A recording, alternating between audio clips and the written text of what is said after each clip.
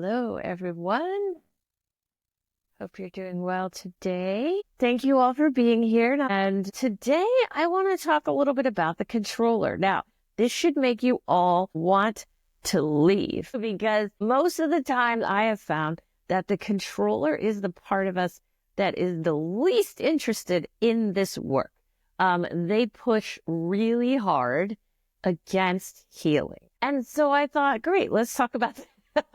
Because we do have to talk about them a lot. And the reason we have to talk about them so much is because they're very resistant. And if we don't understand their resistance and how it works, it'll be difficult for us to move forward, especially on this kind of deeper level with where we're really exploring emotions, because that is pretty much the controller's worst enemy. Their worst enemy is emotions, truly.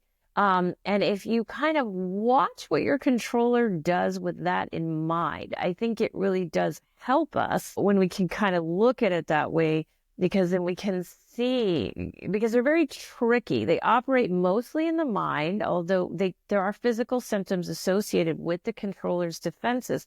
They generally operate in the mind.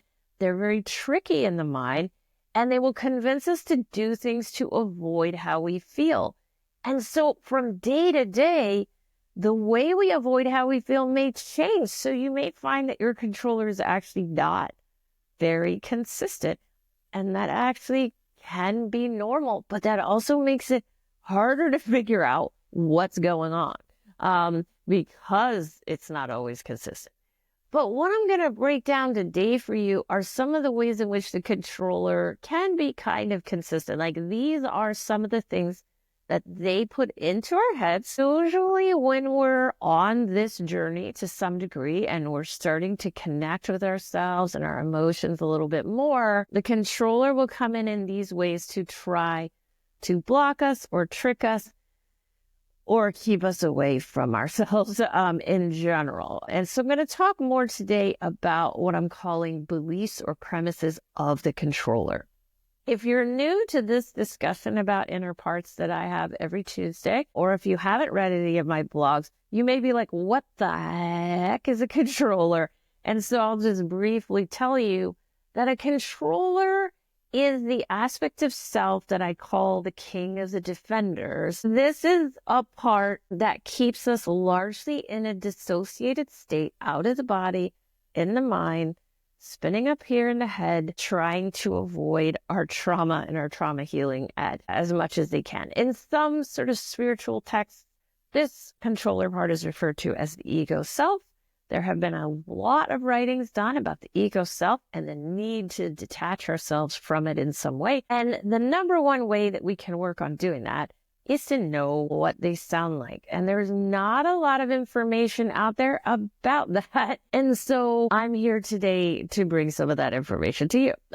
So I'm going to talk about 4 beliefs or premises that the controller will throw at you that can help you to get a sense of how you may be kind of getting convinced by this part to remain in your head and out of the body and away from your emotional healing journey in general. So I'm going to talk about that now. I want to say hi to Trish. Thanks for being here. First off, the first one I want to talk about is a belief where the controller will say it was fine before we started to heal, before we went on this journey, before we started connecting with our emotions. So it was fine. Everything was fine. By the way, one of the biggest lies the controller tells us is fine. In whatever form they say it. Our experience was fine. I'm fine. I'm feeling fine. Everything is fine. That's a big lie. Almost always. Actually, I like to say it is the biggest lie we tell as a human race, that we're fine. So when the controller says to you, it was fine before we started healing, or before we healed, or before we started feeling this stuff. Okay, it was fine. So storytelling is the ultimate specialty of the controller. Yes, Carol's saying, wanting to go back to the old me. Precisely. That's precisely it. They don't want to do this anymore. Just go back to the way you were, close this Pandora's box back up and stay away from this stuff. Everything was fine before. Okay, right? So again, Storytelling. Controller telling you stories that it was fine. So what is this based in? Now, remember, with the controller, everything they do is based on a survival skill that was needed in childhood. Okay. So it's really important to know that when your controller says all of these things, they are attempting to keep you alive. They literally think they're keeping you alive by keeping you away from emotion. Okay. Because as a child, you couldn't deal with any of this, and they're still operating as if you're still in that world. Okay. So their survival skill here is one I refer to as denial. Okay. A lot of people know about this concept of denial. It's not a word that's unusual in this arena of healing. But the reason why the controller uses denial is because in childhood, you couldn't deal with the things that were happening to you. You couldn't address them. You couldn't fix them. You couldn't control them. Although you may have parts telling you that you could not. So you were in a very powerless position in childhood. You could not fix the situation. So the controller comes out and tells you a story. Sometimes I refer to this story as the convenience story, okay? And the convenience story forgets the bad and remembers the good. And it's why so many of us have repressed memories and we don't know it because the controller is still telling us that we're fine and our experience of childhood was fine and everything is fine.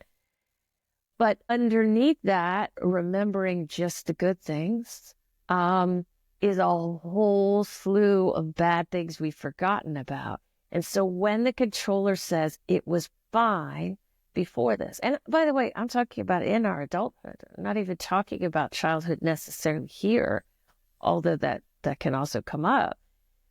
There is a lot of things we are not acknowledging. We are not really seeing for what they are. I like to say we have our blinders or blinkers for those of you in the UK. We have those on and they're there and they're very, very strong and they keep us from seeing the truth. So every time you hear things were fine, or as Carol said, I wish I could go back to the old me, that means we're not really in that moment connecting with the truth. We're not really seeing what was actually happening in the past, So the controller will often focus on what is wrong today and blame it on our recovery work, of course, and what was right before. Okay. This is generally a very warped perspective, but it is what can kind of take over the mind. And by the way, in any of these moments where we feel these beliefs and premises coming up from the controller, grounding is the best answer. Okay. And the very close second is writing from these controller beliefs to help us build up an understanding of how that controller is operating in the conscious mind. The more we write from the controller about what they're saying, the more we see it as the controller. It becomes more clear to us. But the grounding it back into the body needs to be a part of that because it also helps us to see the controller in action. It really wakes up our awareness of what the controller is up to. So very, very important activities to do when you hear any of these belief systems popping up for you. Okay, so that's the number one. The next one that I have for you today is these emotions are slowing us down and stopping us from getting what we want. Okay, so to the controller, there is absolutely no benefit in feeling our emotions. There is absolutely nothing we're going to get from feeling those emotions at all. Now, on a grounded level, on an adult self level, one of the things that we may or may not be able to connect with sometimes when the controller is very active is that our emotions and the feeling of our emotions actually is the key to unblocking us on the inside. And through that process of unblocking us on the inside, we actually start to experience changes. Like we have some pretty substantial changes that happen to us when we do that. The problem is that the controller is very scared of these changes because they learn through experience in childhood that they have the only path to surviving. So for them, life is about survival. Everything is about just making it to the end, which I think a lot of us in adulthood are starting to realize it's just not enough. That's not a good life. And it's not. But to the controller, that's the goal. So they believe these emotions are not only slowing us down from getting what we want in life, but they're actually stopping us altogether. So they see, their story is that the emotional expression is in fact a big waste of time. It doesn't provide any benefits to us at all. And they will really focus on that. They'll be like, yeah, just keep doing what you've been doing and stop trying to heal and just do what needs to be done to get yourself through in the world around you, right? Like that is what they're trying. And they will have you convinced that doing anything on an external level is better than experiencing any kind of emotions. Carol is saying, yeah, my controller wanted nothing to do with sitting in my futility these last few days. Yeah, controllers have big problems. They have big problems with all emotions, but futility and anger, which are often sort of that first stop on the emotional journey, they will push back really hard. I mean, it's important to understand that futility is quite, the opposite of the controller in general, kind of what the controller stands for. Like futility makes us unproductive, and the controller's main goal is to be productive, specifically as a strategy for distracting ourselves from how we feel, right? So if the futility wins, then we're not only are we feeling something, but we're also avoiding the controller's primary distraction technique. And you see it all over the world, by the way. Just stay really busy and stay really productive, and then you won't have to connect with yourself or understand how you feel, right? So this is how controllers operate. So yes, they are going to work really hard to make sure that you don't slow down and don't feel, especially futility. So that is the second one that I have for you today, that belief system that emotions are slowing us down. The next one is we just need another external solution, and this can show up in many different ways. They're not going to say that way because that sort of really makes it clear the controller is available in the moment. They're up, they're live, they're active. They don't want to be that obvious. So they'll say, we just need to try a little bit harder. We just need to find another way to do this. We just need. So like, that's really big in the controller is like, if we just try it this way, if we just change this, if we just, we'll figure it out. We'll get through it. We'll make it work. We just haven't found the right combination. And by the way, they will exhaust you trying to find that external solution that will actually work. Again, to avoid feeling the emotions, they keep that focus on what you're doing in the external world. Okay. That's very, very important for them. And that is one of the biggest ways that they keep you from connecting with yourself. So, and the truth is, if you look around you, and especially as you start to wake up to these tactics, you will see everywhere that it seems like people are just kind of repeating the same thing again and again and again and again. They just kind of keep doing it, doing whatever it is they do over and over again. And I don't know if you've ever seen this with like this idea of the definition of insanity is doing the same thing over and over again, expecting different results. It's not actually the definition of insanity, but it is a definition of how our controller and sometimes our love seeker behave. And this can be with things like dating, same guy or same girl, slightly different package externally so that it looks different. It's really not different, right? Same job. We think it's different. It's not really different. Same strategies for how to manage life. We really think it's different. It's not different. All of these things are things the controller tries. They're like, keep doing the same thing. But again, energetically, it's identical. Now, but on an external level, it may have different features, different things about it, different, just some of the most basic external characteristics might be different. But after a little while, the pattern shows back up and the same kind of things happen again and again and again and again. And the controller keeps convincing you the next one will be different, right? The only thing that actually changes our patterns, okay, I refer to these as patterns, by the way. The only thing that changes them is healing our trauma through emotional expression so that we can then begin to see new things available to us. New things are always available to us. We just can't see them because our parts are geared towards this one direction, and that's the direction they're going to go. Most things that are going to change things for us are blocked from us until we heal the trauma, and then suddenly we see them. Many times we'll see them and go, yeah, I think this thing was actually always there. That has happened to me many times in my journey where I'm like, there's a simple solution over here.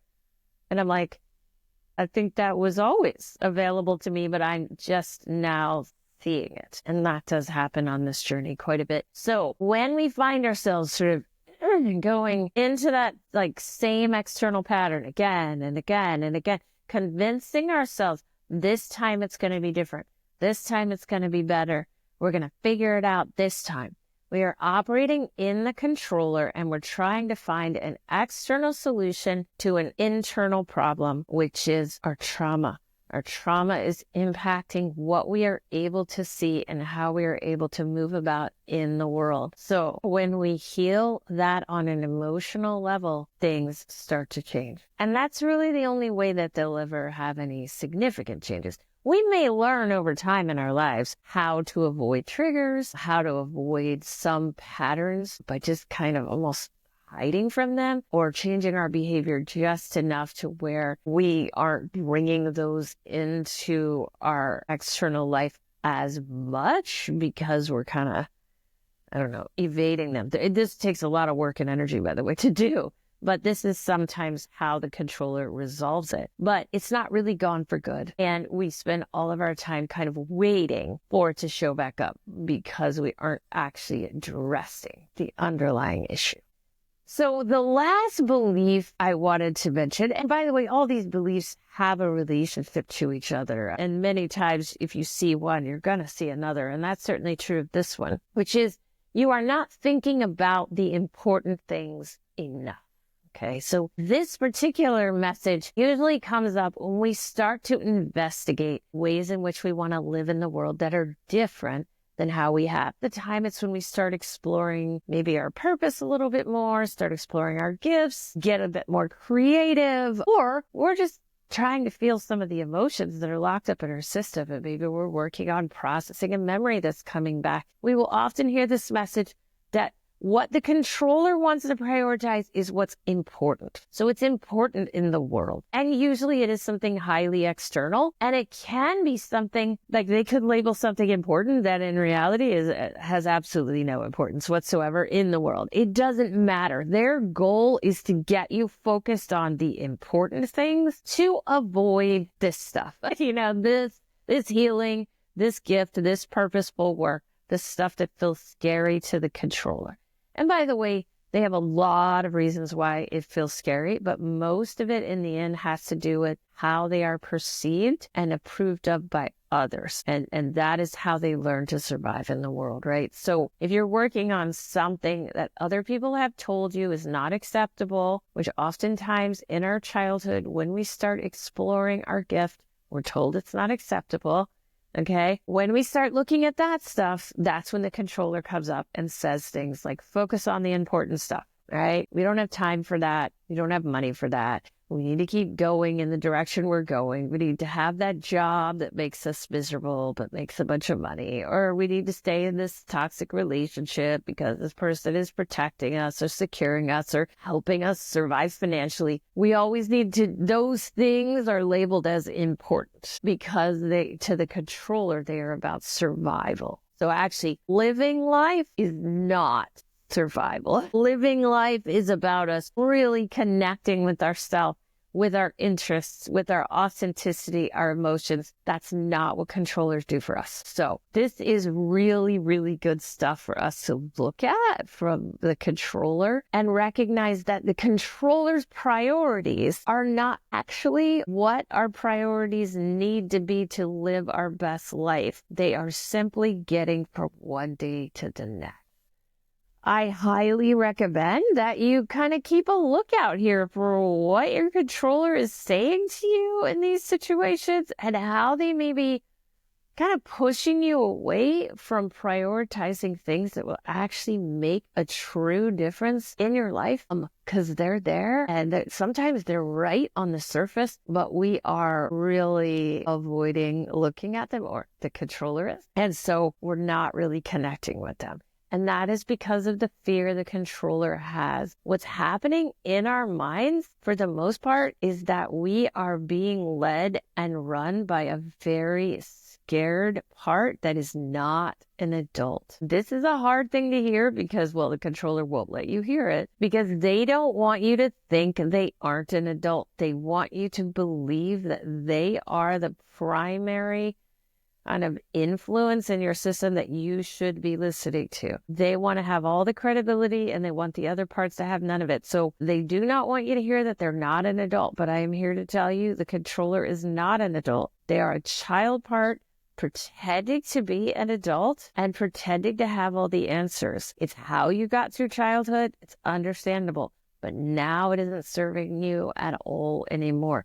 So we need to recognize that we have a scared child on our hands who is telling us that they know what's best. And the truth is, in the particular mode that they're in, they don't, because they're not grounded. They're very scared. As the controller grounds, they become very useful to our system. They are incredible planners. They're very detail oriented. It's actually where we get our hypervigilance from a lot of the time. So we can very much benefit from their presence.